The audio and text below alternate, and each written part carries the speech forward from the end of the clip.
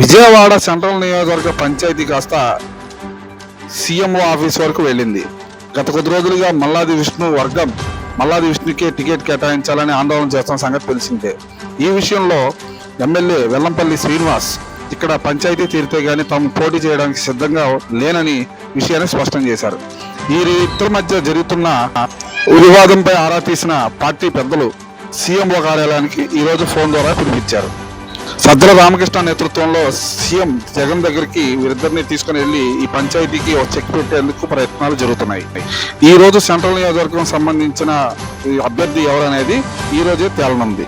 ఈ విషయంలో మల్లాది విష్ణువుకు సంబంధించిన నాయకులు, కార్యకర్తలు, వర్గీయులు ఆయనకే టికెట్ వస్తుందని ఆశాభావం వ్యక్తం చేస్తున్నారు. అదేవిధంగా వెల్లంపల్లి శ్రీనివాస్ కూడా సెంట్రల్ నియోజకవర్గంలోని ఉన్న తలనొప్పిని తొలగిస్తే చాలని ఆయన వర్గీయులు కోరుకుంటున్నారు. మొత్తానికి ఏం జరుగుతుందా అని ప్రతి ఒక్కరూ ఉత్కంఠభరితంగా ఎదురు చూస్తున్నారు.